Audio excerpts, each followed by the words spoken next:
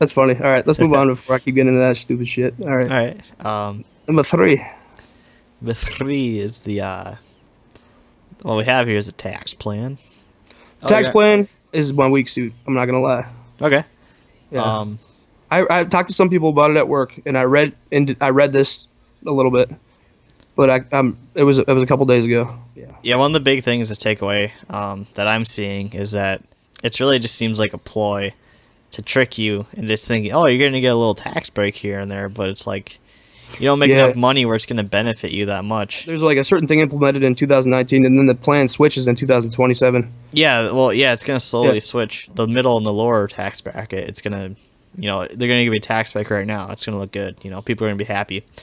And then it's going to slowly, start going down and down. See across the board. Because I talked to some people, and they said they liked it at work, but I live in the South. Yeah, so right here, 2019, you'll get a $60 tax break. Cool. That's if you're in the, hold on. So say if you make 38 to 60K, it's kind of general median of most probably Americans in Tennessee. So actually, you get a pretty nice tax break right here. So it looks nice. Yeah, but actually, go to my actual income. Go down to like, what's the lowest tax bracket? I can't read it from here. Less than 21K? Yeah, dude, put me on that. You get a $60 tax break. That's probably give me an extra $20-$30 a check. That's probably, I mean, that's cool. I mean, but yeah, I have a special circumstance too. Yeah, my work situation. Yeah, so yeah, it's different for everybody, which kind of makes it a complex topic. Sure. The problem is the big thing up here. You go to the top. Woo. You look at that shit. Like that's $44,000 tax break instantly. Next year. Yeah, they make a lot more money, so it's a little different, but right. It doesn't seem proportional. No, it doesn't. 44,000 is a lot of money, but they're making a frig ton. Yeah. Why are they still getting a tax break years later when you have to pay this much? You have to pay this much extra when you're, not making that much money. On the surface right away, it's good because pretty much everybody's getting a tax break. Yeah, I mean, everybody's getting a tax break, so you can't complain, but at the same time, it's like, how are we doing a tax break? Like, where's this money getting allocated from to push into the debt and stuff like that? Exactly. All it is it's increasing the debt. This kind of gets into other topics like where the money should be allocated. For sure. Kind of like a more Democrat policy is to raise taxes, which people don't like. But, if it can divide it out to more kind of social programs, that's very opinionated, like depending on what side you're on and how you feel about those topics. Sure. There's a lot of those kind of topics out there that you're talking about. You can really, I think if you're reasonable, there's definitely two sides to the coin. Mm-hmm. Like it's like college tuition, like where things could be allocated to. There's definitely a lot of good things. So I don't want to see getting put into the bigger piece of the pie on things like the military. They don't need it, in my opinion. We do have some problems, I guess, like overseas, but that's because we're over there too. Like, I know that's a quick little thing to say because obviously if you pulled everybody out right away, it'd be catastrophic. But we've been there for a very long time, and you're not seeing crazy good progress. I mean, to an extent you do, but it's never ending, and I just think it's because the oil's over there. But that's kind of beside the point.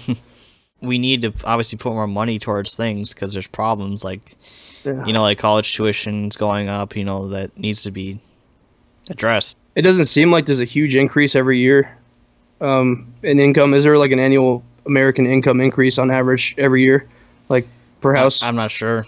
Yeah, because I mean, inflation's probably increasing, so I would imagine inflation's hopefully they're constant, but people's lives are like all over the place. That's the problem. For sure. That's where those kind of social things come into place, where you want to have help the people out when they're having hard times, and then when they get better, they can get less of it, because they're better off. Thank you for like letting me eat, like, you know what I mean. Mm-hmm. Now I make $100,000 a year, and I might only see 80 or 75,000 of it, but god dang it, I'm a lot better off than I was because I'm alive. Like you said, you want to make sure it's going to the right stuff. Like welfare, I'm on the fence about welfare, and part of it's because I'm a little bit biased because I live in Nashville, and I do see people that struggle, homeless people. I see tons of homeless people. They struggle and whatnot. It's rough to see, but some people, like I've seen people get kicked out of my bar, and then they're going to pick fights with people, and like they get their ass kicked down on Broadway because they're picking their fights with like 7-foot people, and then and then the next day I was going to play street music, and I saw the guy down there with a sign, and then his face was all bandaged up, saying, "Please, like I need help with medical care," and so like people were giving him tons and tons of money, but this guy was just like, I'm assuming stupid. like, yeah, he was Getting in cracked fights. out and he was homeless and just trying to start fights with people that were going to just demolish him. Like it wasn't even a question. And it's just like, you know what he went and did with that money? They con their way into getting drugs. So that person wanted his ass get kicked, so then he could have bandages, get the free health, not health care, but like the free care, and then come back out with bandages on and look like shit because it's not very good care.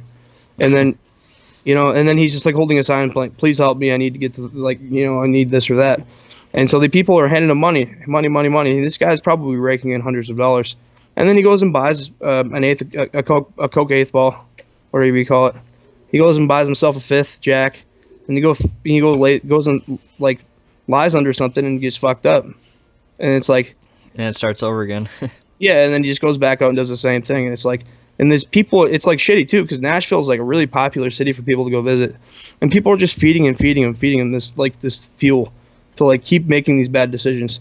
Because, honestly, if you're addicted to cocaine and you're addicted to alcohol and you lost everything in your life, it sounds pretty good right now? It's cocaine and alcohol. So these guys are just going to keep doing that over and over again, and they're going to lie under wherever they're at, come back out the next morning and beg. And it's kind of sad because it sucks that they're on the street, but it also sucks because when I go out there and play street music, the more money I have in my basket, the closer they start getting to me. And the closer they get to me, the less people want to throw money into my basket.